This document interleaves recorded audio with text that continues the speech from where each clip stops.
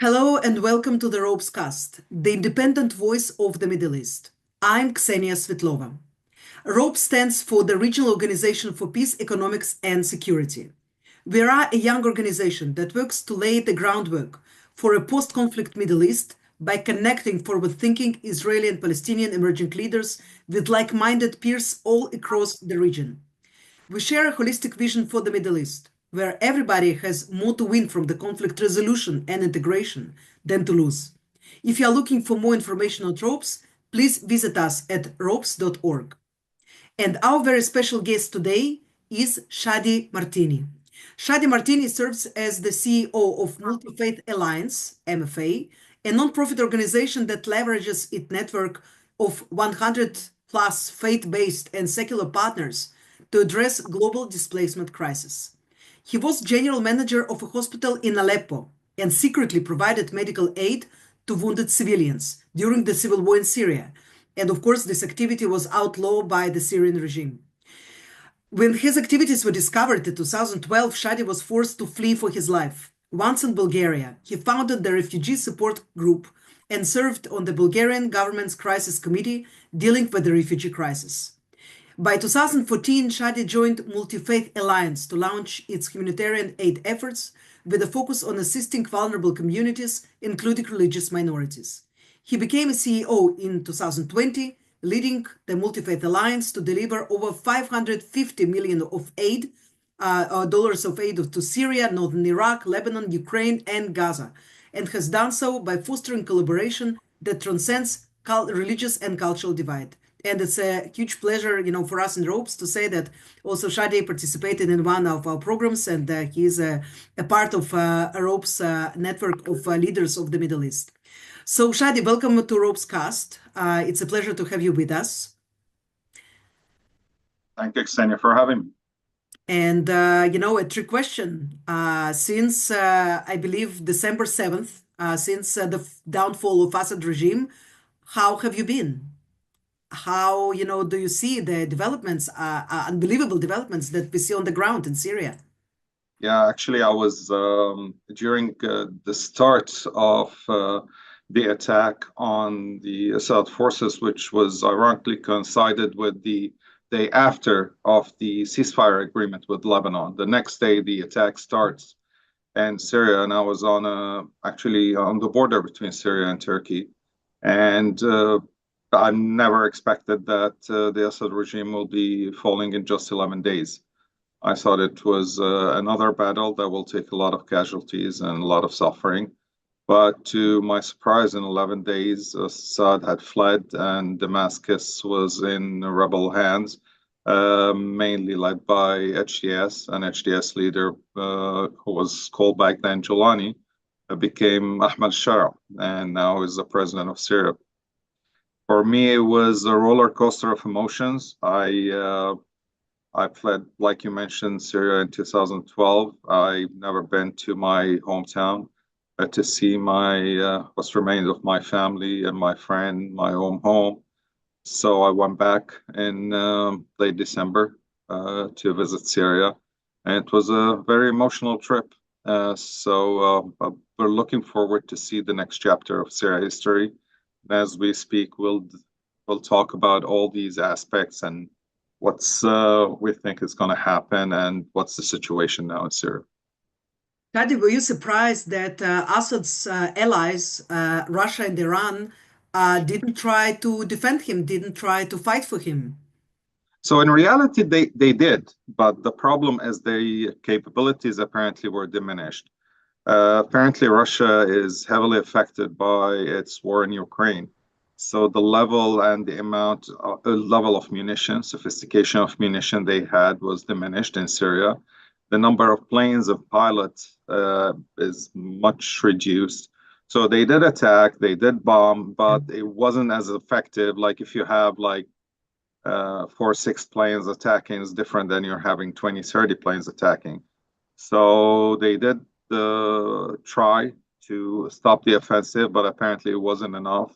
And the level of we didn't understand how much Hezbollah was really leading and controlling the battlefield in Syria, especially the front line, because its fighters are more seasoned, more experienced, and they have like type of ideology that motivates them, and how demotivated the Syrian regular forces are. So when Hezbollah was capabilities heavily diminished and destroyed by Israel, that affected tremendously the outcome of the battle. And the Syrian regime regular forces just abandoned their position, took off their military, wear and put civilian clothes and just fled. It was fascinating to see hundreds of tanks just lining up beside the streets, so much clothes, so much weapon just thrown, garbage cans. It was a surreal scene, and no one expected that the effects of what happened between the war between Hezbollah and Israel to have such a huge effect on the battlefield in Syria.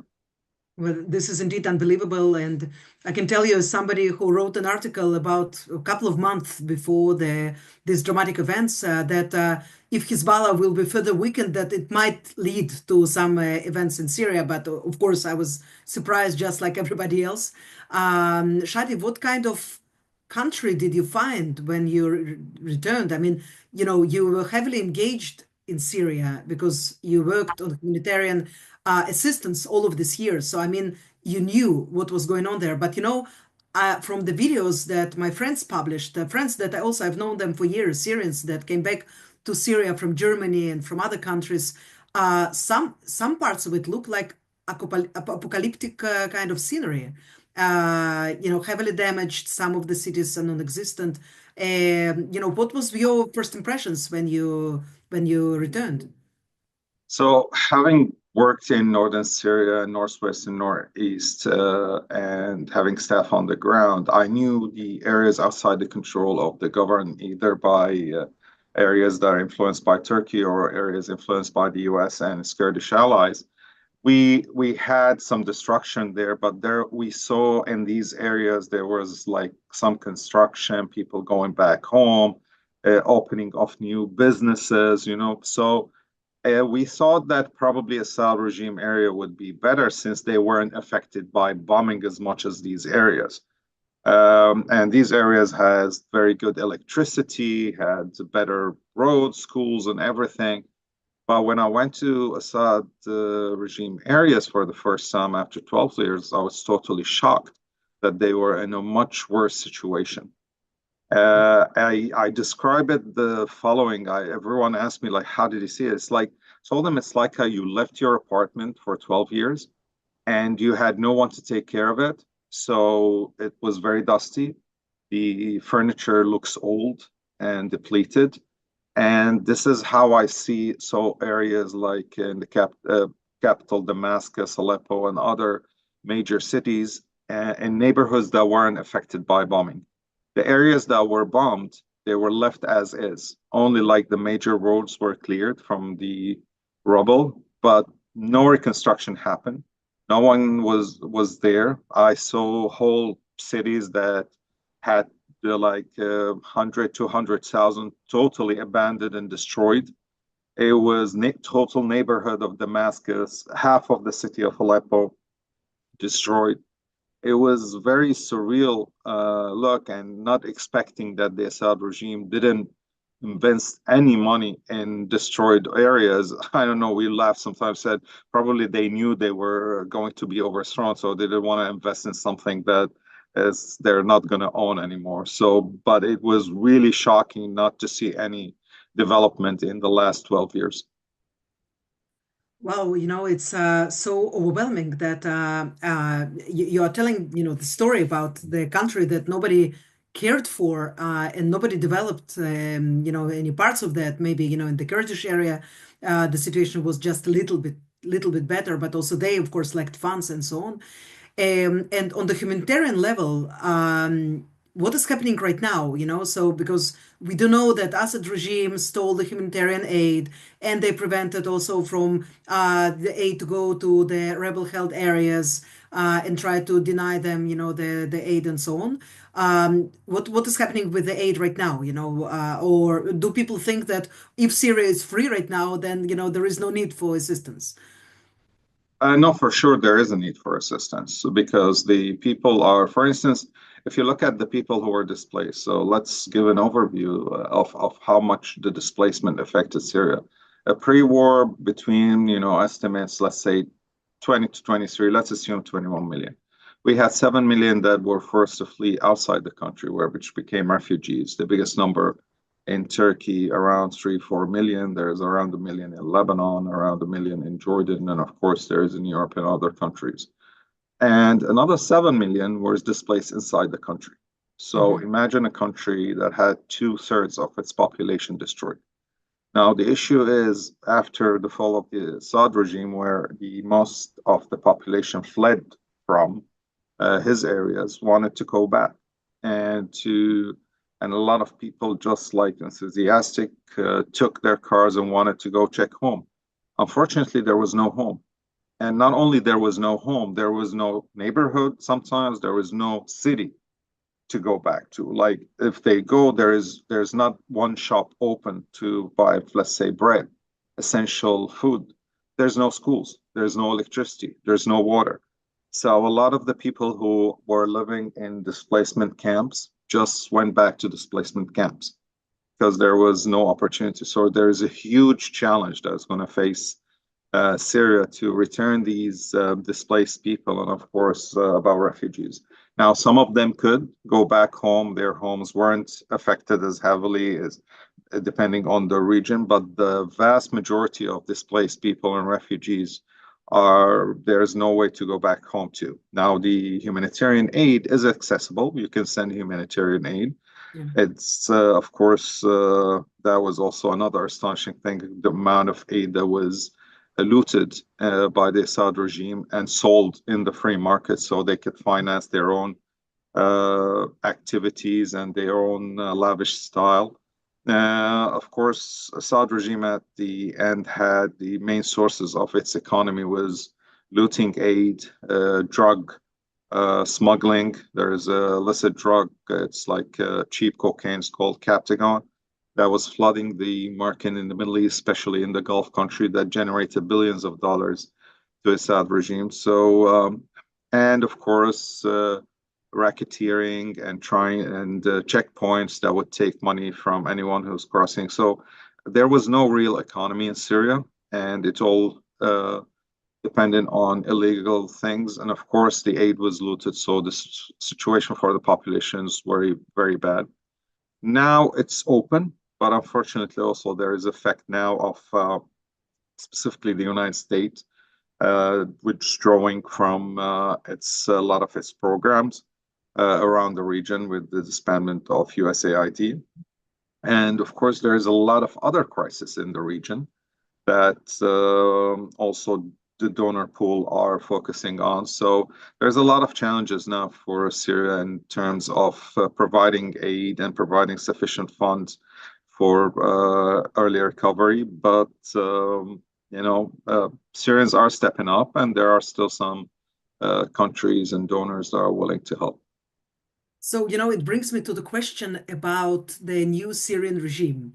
Because, well, first of all, I think you and I, we saw the reactions in some parts of the West when people were saying, well, so Assad was bad, but this new regime, they're Islamist, and, God forbid, and maybe they will be even worse.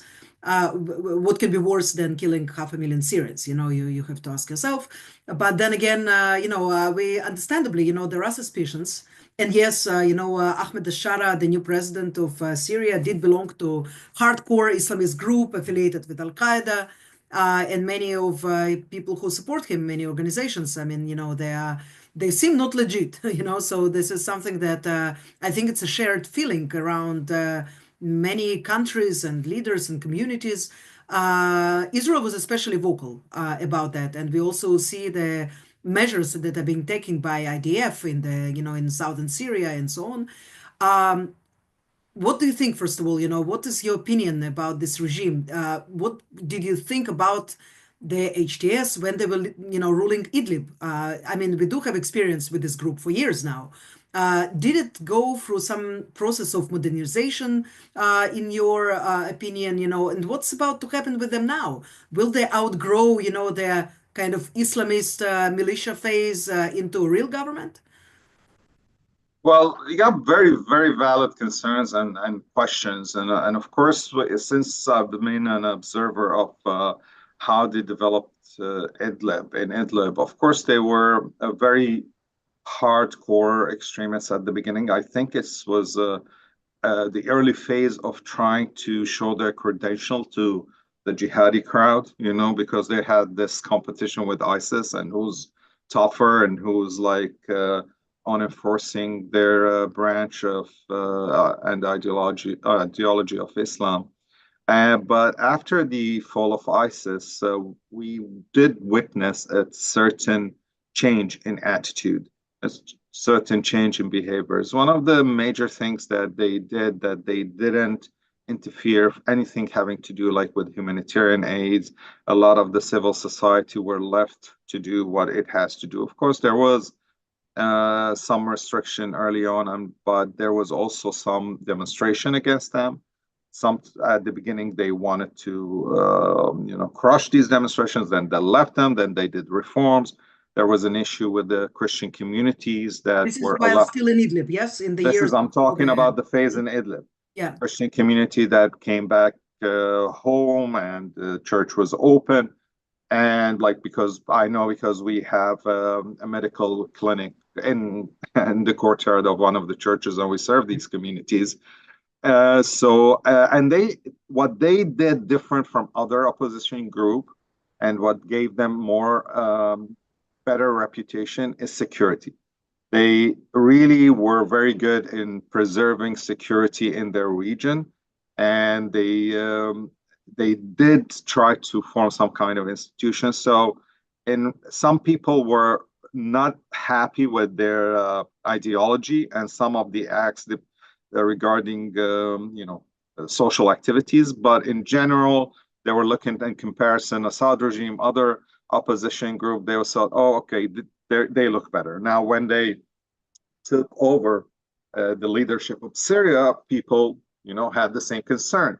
What are they? Are they going to enforce their ideology? Are they going to be more open? To be honest, me and a lot of observers and Syrians that know things, we were pleasantly surprised, to be honest. We didn't expect them to be that open. They adopted a way of we're not going to take revenge on anyone. We're going to tolerate religious freedoms and social freedoms. And we're going to go out of the mentality of a group. There's no HTS anymore, and come to mentality of a state. Of course, there was some, let's say, not good signs in some of the actions they made, but overall, it was better than we have expected. So yes, we did see change. In regards to Israel specifically, there was certain signals that was given by this government. I thought it was interesting, and I don't know that people who are not familiar with the Middle East understand. But for instance, most of the, let's say, regimes, government groups that don't want to recognize Israel or the existence of Israel usually doesn't refer to Israel by its name, Israel, or state of Israel. It's always the Zionist entity, occupied Palestine. It's never Israel. But this Shara and his government and the people around him were very explicit in saying Israel, state of Israel, Israel, state all the time. Never Also, using. the media, they seem to also all of Yeah, them to use Israel and not yeah, other. yeah. So that was very interesting and very early on, and it seems like they were giving signals, indirect signals specifically to Israel, and also there was declarations about Syria is not going to be a base for any attacks against neighboring countries. So there was very positive signs. Now, of course, Israel after October 7 is very wary of any Islamist groups and any threats to Israel. Took a very aggressive bombing campaign, bombing any military facilities. after the fall of Assad. Now that had a mixed reaction in the Syrian population. Some people were saying, we don't care about this military installation. They were used to kill us. But other people said, this is Syrian assets. So why is Israel now attacking it but wasn't attacking it that aggressively when Assad was there? It was only attacking Iranian target, but not Syrian target. And then came to going into and getting into villages that were Syrian villages and getting in contact and tensions. And we had an incident just, I think last week, where 7 civilians in Syria were killed. These created some tension and not understanding of what Israel intentions are vis-a-vis Syria. And of course, Israel was saying it's a security concern, but that left to, let's say, a sour taste, and a lot of Syrian mouths, because they saw that Israel and Syria at one point are on the same front line against the same enemies. Like it was Hezbollah, Iran. Why are we now lumped into this group of these folks? Of course, if you go to Israel, you'll find different explanations and answer a different point of view. But I'm just trying to give the point of view of Syrians, how they're looking at these things. Well, then, I can tell you that in Israeli media, what happened in the Bay Area, in Latakia and surrounding villages, Jabla and all of that, so the clashes and then the massacres of the civilians were widely covered. And immediately there were reactions of the politicians. Well, you see, we told you so. These are bloody Islamists. They just want jihad against the Christians, against the minorities. How did things look like in Syria? What did your friends, family reported from there? People whom you know intimately, did they think that that was that, that the new regime is out there to massacre the minorities? Or was there something else, so perhaps insurgency of the Alawite elements and so on? Yeah, it was. So this happened last month. So there was a period of 2 months that when Syrian regime fell and the new government started establishing security. And we have to understand, like, HTS estimates of fighters probably was around 35,000. So it wasn't capable of like controlling the whole areas in very tight control. So it has to use other elements of other opposition groups, and also left some of the areas in terms of like local security to it. And specifically regarding the coastal areas where the main Alawite community is, it tried to make it less tension with the local community. So there was not a heavy presence of security forces. And there was, Syria was mainly governed by an Alawite elite. And the Alawites in Syria is around 10%, while the majority of Syria is Sunnis, and the majority is Sunni Arab, about 70%. Of course, Kurds are Sunni as well. And HTS is representing, in a way, the Sunni Arab majority. But it had to go out of its way to say to the bulk of the Sunni community that faced the most of the being refugees and displaced and destruction, and the bulk of the people killed, more than 500,000, were Sunni Arabs, that there's no time for revenge. There's transitional justice and all of this. So the first 2 months didn't see any reprisal against anyone, and specifically the Alawites, and that had heavily former military and intelligence officer that did a lot of torture and killing. But then there was an attack by elements of former regime elements attacking all over the coastal area, and they killed in one day 115 security forces and civilians. Anyone who had a license plate from an area which is heavily Sunni was killed and summarily executed. And when these images came back to the Sunni heartland, there was a huge outcry. And there was, I think, huge chaos that no one, I think, and everyone could anticipate, because there was a lot of tension brewing. Why aren't you bringing these people to justice? So everyone wanted, now is the moment. You see, we gave them the opportunity, but they still want to kill us. and there was 500,000 fighters from all worlds went there. Unfortunately, there was a lot of people that were killed just peaceful in their home, dragged out and killed just because they're Alawites. And this continued for several days. I don't know the number, from 1,000 and maybe more. I don't know. There's a commission that was established to find what happened. But luckily, after 3 months, the authorities gained control, pulled anyone who is not associated with it, and tried to, prosecute anyone who did atrocities to calm things down. So things a little bit much calmer now. Now, regarding Christian minority, I don't think Christians were targeted because they're Christians, but there were, I think, 4 Christians that were killed. But it was, Sunnis were killed, Alawites were killed, Christians. That's the population of that region. And unfortunately, there was a lot of chaos and a lot of people that just going out for blood. But then, just the next day, Ashara was able to secure a peace agreement with the Kurds.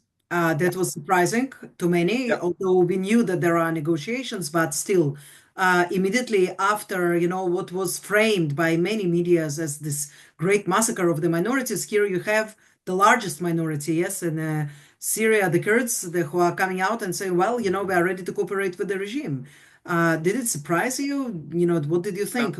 Yeah, it was a surprise. And actually, there was a second agreement that just happened 2 days ago in Aleppo. So parts of Aleppo are controlled by Syria Democratic Forces, which is the Kurds. And also there was an agreement for the government to take control of these areas and the forces of Syria Democratic Forces to go to the eastern of the Euphrates River.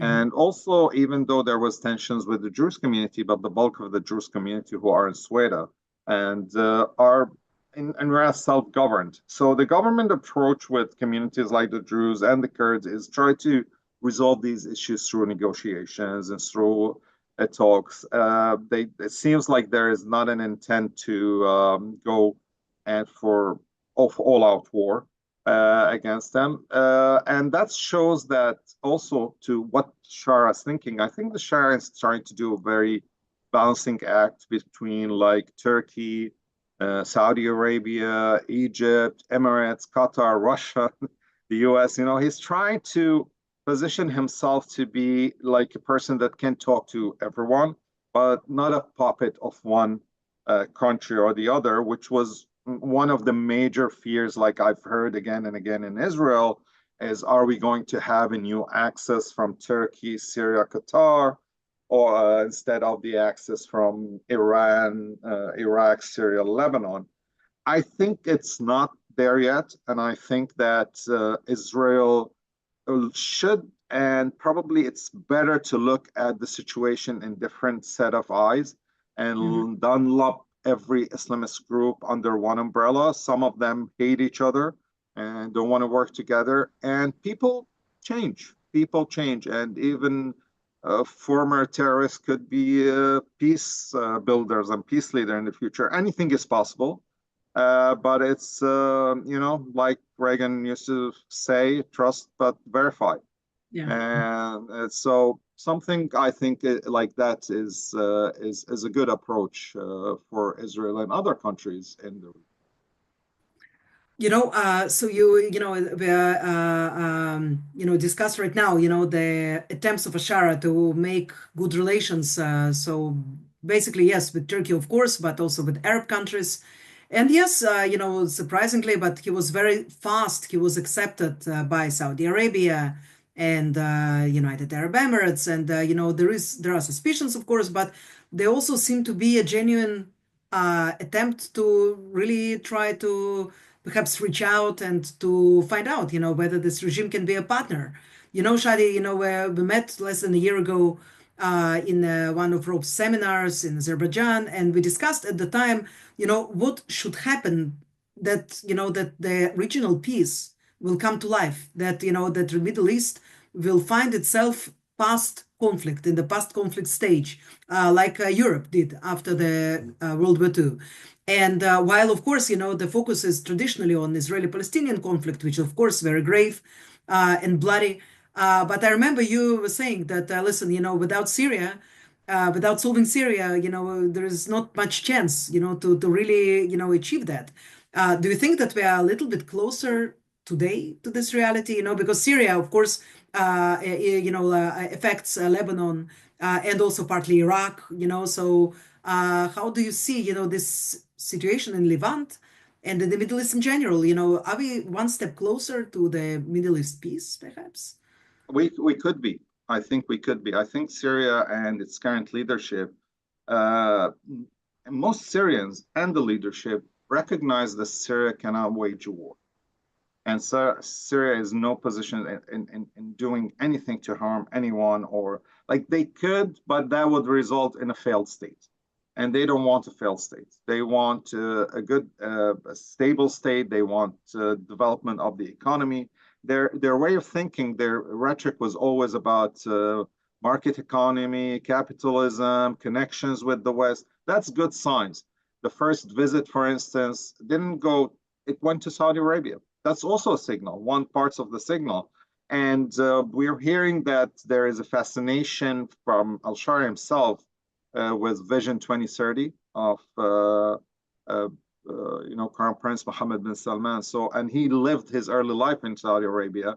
So apparently there is like this wanting the Syrian government position in itself in the more moderate pro-West Arab camp, which is a very good thing. And I think even with this position, even it's not in conflict with Turkey or Qatar itself, because they're also pro-West, even though they might disagree on certain policies toward Israel. But in general, I think it's a very high possibility, but it's not there for a long time. I think there is a time frame that needs to be taken advantage of by Israel and other countries to pull Syria into this direction and to try to find a way, maybe finding Saudi Arabia and Syria and maybe Lebanon in the Abrahamic Accord. And I think that will be the start of the resolution to even the Israeli-Palestinian conflict.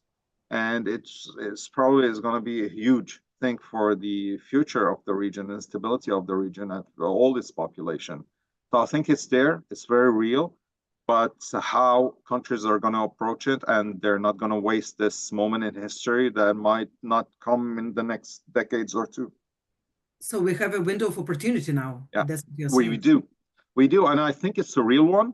And I think there is a lot of signs and there's a lot of signal. It's doable, but it needs a lot of hard work, a lot of compromise from everyone and open communication. We need open communication because this is a new Syria. The population have changed, the power dynamics have changed. So there is a lot of things to learn about Syria itself. Me as a Syrian, I'm learning new stuff. I'm seeing new faces, but I'm pretty hopeful that things would progress in the same way. And I think the West, and especially the United States, with the sanctions regime, had a lot of leverage that can promise Syrians, and Syrians need the lifting of this regime to rebuild their country, sanctions regime, sorry, to rebuild their country. So there's a lot of things that the West, especially the US and Europe, of course, and Israel and moderate upper countries can give. Wow. So as we're approaching to the end of our discussion, Shadi, I would like to ask you a few personal questions about Syria. So geopolitics will always be there, but there is Syria as a country, and again, I think for many people here in the Middle East, it's associated now with the concept of war and bloodshed, and not many view Syria as perhaps a tourist destination, a place that it's, sometime it will be hopefully fun to visit and just go around for business or for tourism or to visit friends and so on. So I would like to ask you, first of all, what is your favorite place in Syria? Oh, I love my hometown of Aleppo, and of course in the Middle East called Halab, and it's very famous for its food. It's very old markets and its citadel and everything. I love my hometown, but also there is the coastal area actually is a beautiful place. It has very beautiful mountains and sandy beaches, and there's a lot of opportunities for development in, especially in the coast. And this was criticism of the Assad regime. It was, in a way, putting Alawites in key positions into Mukhabarat, intelligence, and army, but he didn't develop the Alawites areas because he wanted most of the youth to go there because it's not highly paid, but if there is like, imagine if there's hotel and resorts and people are working in management of this, why would the Alawites go to the military? They will stay there. And these jobs, they don't want a lower paying job. So I mean, there's a lot of places in Syria that are good. One thing that is religious and historical side. I was yesterday actually in Congress, and I was in a meeting with three generation of Jewish Syrians who just came back from Syria, and one of them is Rabbi Hamra, who's a very famous rabbi is the head rabbi of Syria, and he was with his son and his grandson, and they were talking about their experience, and they went back to the synagogue, the cemeteries, everything, and they were telling one of the congressmen that when they went to the foreign ministry and they were talking with officials about their religious sites, and they were asking about the permission, and they said the response we got, you are Syrians, you have all the right. You no need to ask for permission. This is yours. This is your homes. This is your history. So you consider yourself, you're not guests, you're owners of your thing. So I mean, this actually gave me a lot of hope when hearing that from the Jewish community was pushed out of Syria. And we know that that was not only in Syria, but throughout the Arab and Muslim countries throughout the region. To hear this new way of talking, I mean, that gave me a lot of hope. So my favorite thing is all Syrians that are outside are capable of going back home, reestablish their roots, and feel safe to go Inshallah. around and talk to people as they are and recognize who they are without fear for themselves. Inshallah. Shadi, So, next question. What is your favorite Syrian food? Wow, this is a tough one because Syrian food is uh, great. so yesterday I was with an Israeli colleague, and he was talking about hummus and where it is, and I said Syria's hummus is better. But of course, and then we came to the conclusion that probably all the conflicts between Israel and its neighbors can be resolved, but not the hummus issue. That's a war forever.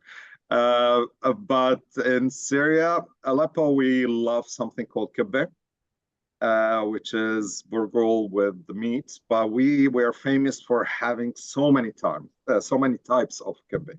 We have probably 30, 40 types of kibbeh. So that's one of my favorite food, and we eat it with yogurt, which is very delicious type of yogurt, also locally made. But Syria is very rich in food, and because it was a crossroad of cultures, you would see a lot of fusion of a lot of cultures. We have a lot of Armenian, Circassian, so we have an infusion of Armenian flavor.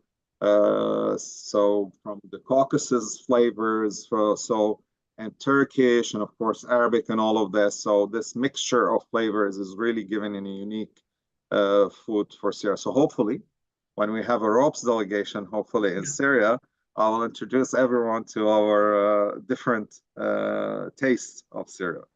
I'm looking forward to that, Shadi, because I happened to, I had a, opportunity to be once in Syria, but just in Damascus. And I was so sorry that I didn't have a chance to see Aleppo and the coastal area and Homs, of course, Hama. But, who knows, when we were speaking at the time, nobody knew that, for example, you will be able to go back to Syria, but who knows, maybe, next year or even before that, there will be an opportunity for peace between us. I hope so. And then my last question is, who is your favorite Syrian poet or author, writer, perhaps a proverb that you can share? I'm sorry I didn't prep you for that, but I'm sure that you Yeah. have something in mind. So modern poets, probably Nizar Qabbani, and probably all poets, like it wasn't Syria, Syria is a new country. It's probably, oh, I don't know, like 47 or something, about less than 100 years old. But an old poet is Al-Mutanabbi, who was actually most of his life he spent in Aleppo, and his name is like a person who wants to be a prophet, and he have uh, amazing poetry. And but you're putting me on the spot. I don't want to botch any of their words. But one of the histories why he died, because who always made poetry about how brave he is, how the desert and the darkness, and everyone knows me for my bravery. So but he was a very harsh. They call it in Arabic hijab. He criticized people he didn't like. So he criticized a person that wants him dead because of the insults that he put in his poetry. So sent a group to assassinate him.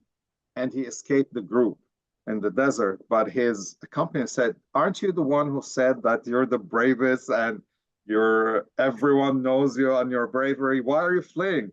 And he looks at his servant, his companion, said, oh my God, you just killed me. And he went back to fight, and he died because of that, because he didn't want to, be known to be a coward, since he was saying all his poetry about his bravery.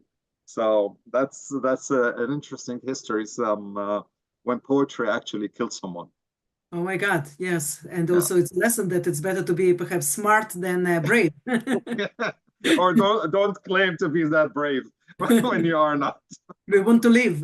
Yeah, just escape and leave and save your life. So Shadi, thank you very, very much for this conversation. And we are looking forward to also have you back after some time to catch up and to hear more positive news from Syria. Finally, I think it's time for Syria and for everybody of the Syrian neighbors. Well, thank you very much, Ksenia, and thank Ropes for everything they're doing and bringing people from around the world and the Middle East to talk, which is a very important thing, to learn about each other and our history and our past and our present. Thank you so very much. Thank you. You've been listening to the ROPESCAST, the independent voice of the Middle East. Our guest today was Shadi Martini, a Syrian entrepreneur, a humanitarian activist, and a peace builder. We hope you enjoyed the ROPECAST. Our podcast is available on Apple Podcasts, Spotify, SoundCloud, and all quality podcast platforms. We are very grateful to our listeners in the Middle East, Europe, the US, and other parts of the world. Please sign up to our podcast and follow us in the social media in Instagram, Twitter, X, Facebook, and Threads. With that, I'm saying goodbye to you now with this another episode of the ROPESCAST. Shalom and salam.